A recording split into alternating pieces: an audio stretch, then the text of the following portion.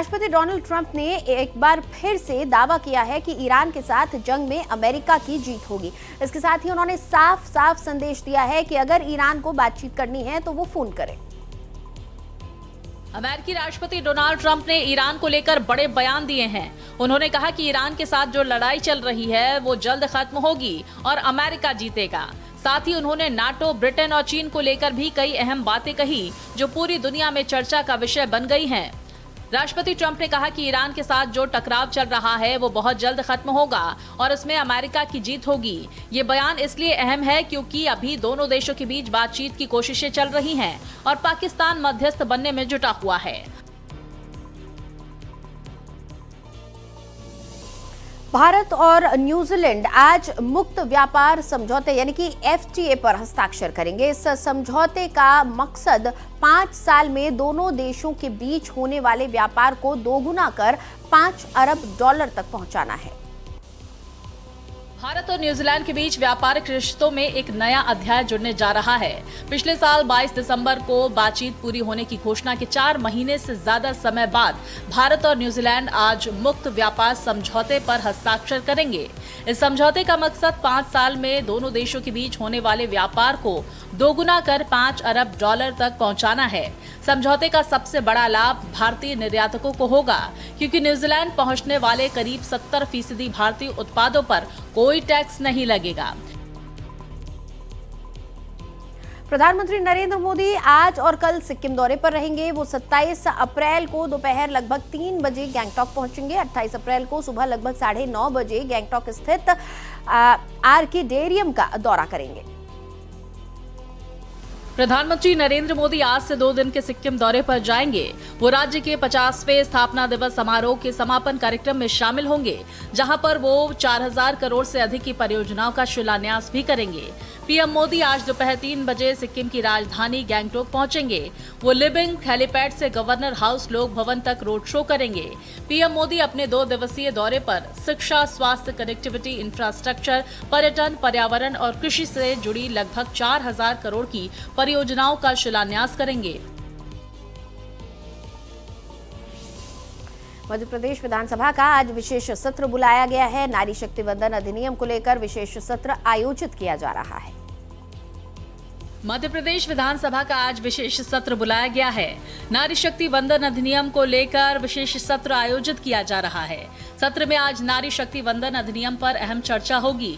महिला आरक्षण और महिलाओं के राजनीतिक सशक्तिकरण के मुद्दे पर सत्ता पक्ष और विपक्ष दोनों ने अपनी अपनी रणनीति तैयार कर ली है, जिससे सदन में तीखी बहस देखने को मिल सकती है।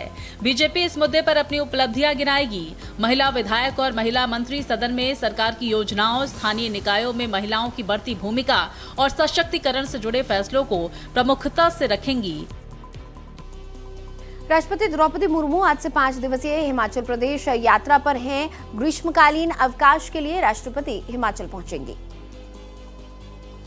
राष्ट्रपति द्रौपदी मुर्मू आज से 5 दिवसीय हिमाचल प्रदेश यात्रा पर हैं। ग्रीष्मकालीन अवकाश के लिए राष्ट्रपति हिमाचल पहुंचेंगी। यात्रा के दौरान वो शिमला के मशोबरा स्थित राष्ट्रपति निवास में रहेंगी। वहीं राष्ट्रपति मंगलवार को शिमला के लोक भवन में हिमाचल प्रदेश के राज्यपाल की ओर से आयोजित भोज में शिरकत करेंगी। बुधवार को राष्ट्रपति अटल सुरंग का दौरा करेंगी। गुरुवार को राष्ट्रपति पालमपुर में चौधरी सरवन कुमार हिमाचल प्रदेश कृषि विश्वविद्यालय के दीक्षांत समारोह में भी शामिल होंगी। ग्रेटर नोएडा में सुरक्षा व्यवस्था को लेकर पुलिस की सक्रियता बढ़ी है। पुलिस कमिश्नर लक्ष्मी सिंह के निर्देश पर डीसीपी ग्रेटर नोएडा प्रवीण रंजन सिंह ने हायर कंपनी का निरीक्षण किया। ग्रेटर नोएडा पुलिस लगातार औद्योगिक क्षेत्रों में सुरक्षा और श्रमिक हितों को लेकर सक्रिय नजर आ रही है। पुलिस कमिश्नर लक्ष्मी सिंह के निर्देश पर DCP Greater Noida doctor Praveen Ranjan Singh ने हायर कंपनी का दौरा किया। इस दौरान उन्होंने सुरक्षा व्यवस्था का जायजा लिया और कंपनी प्रबंधन के साथ संवाद किया। डीसीपी ने उत्तर प्रदेश शासन की तरफ से वेतन वृद्धि और श्रमिकों के हित में लिए गए फैसलों को तुरंत लागू करने के निर्देश दिए हैं।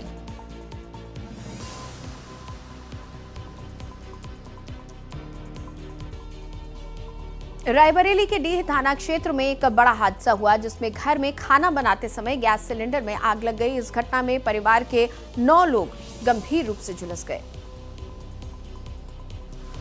यूपी के रायबरेली में बरगदही मजरे बरुआ गांव में खाना बनाते समय गैस सिलेंडर में लीकेज के कारण भीषण आग लग गई। इस हादसे में एक ही परिवार के 9 सदस्य गंभीर रूप से झुलस गए। सभी घायलों को जिला अस्पताल में इलाज के लिए भर्ती कराया गया। जानकारी के तहत घर में रात को खाना बनाने के लिए घर की महिलाएं रसोई में गईं। इस दौरान रसोई में एक तरफ दूसरा भरा सिलेंडर रखा था। ये सिलेंडर लीक हो रहा था, जिसकी जानकारी किसी को नहीं थी।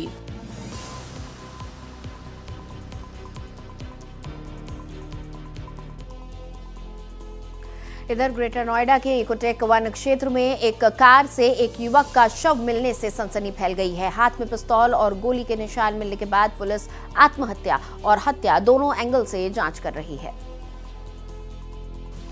ग्रेटर नोएडा की इकोटेक एक थाना क्षेत्र के तहत एक ब्लैक कलर की स्कॉर्पियो में किराना व्यापारी का शव मिलने से हड़कंप मच गया।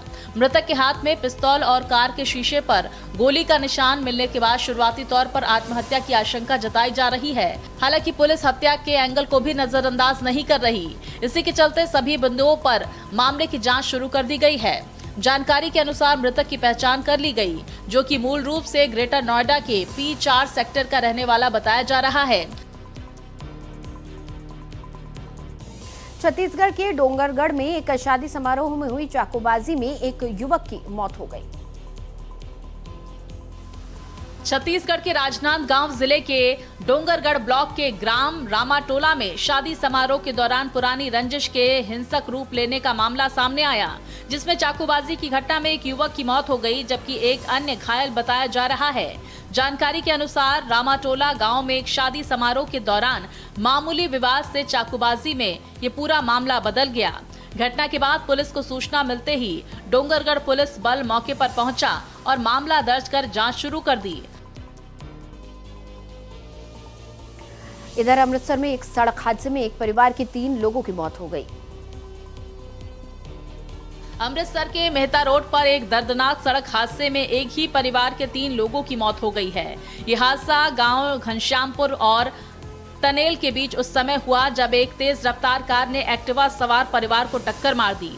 कस्बा घुमाड़ के नजदीकी गांव बलड़वाल निवासी रेशम सिंह अपनी पत्नी सीमा और बेटी कंवलदीप कौर के साथ एक्टिवा पर सवार होकर गांव भट्टी अपने रिश्तेदारों के पास जा रहे थे। जैसे ही मेहता रोड पर वो पहुंचे, दूसरी ओर से आ रही काले रंग की तेज रफ्तार कार ने उन्हें अपनी चपेट में ले लिया। झारखंड के गिरिडीह में गोलगप्पे खाने से 6 साल के बच्चे की मौत हो गई। झारखंड के गिरिडीह जिले में गोलगप्पे खाने के बाद एक साथ 18 बच्चों के बीमार पड़ने और एक 6 साल के मासूम की मौत से हड़कंप मच गया।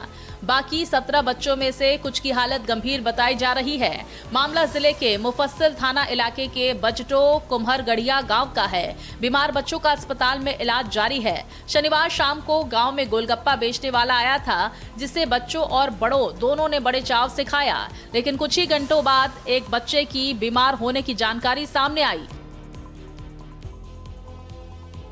दिल्ली के करण विहार में एक प्लास्टिक गोदाम में भीषण आग लगने की खबर सामने आई है। दिल्ली के थाना अमन विहार इलाके के करण विहार में एक प्लास्टिक गोदाम में भीषण आग लगने से इलाके में अफरा तफरी मच गई। आग इतनी तेजी से फैली कि देखते ही देखते उसने विकराल रूप ले लिया। घटना की सूचना मिलते ही दमकल विभाग और पुलिस प्रशासन मौके पर पहुंचकर आग पर काबू पाने की कोशिश करने लगे। आग देर रात करीब 11 बजे के पास लगी और इस दौरान गोदाम में प्लास्टिक का सामान होने की वजह से आग ने बेहद तेजी से पूरे गोदाम को अपनी चपेट में ले लिया।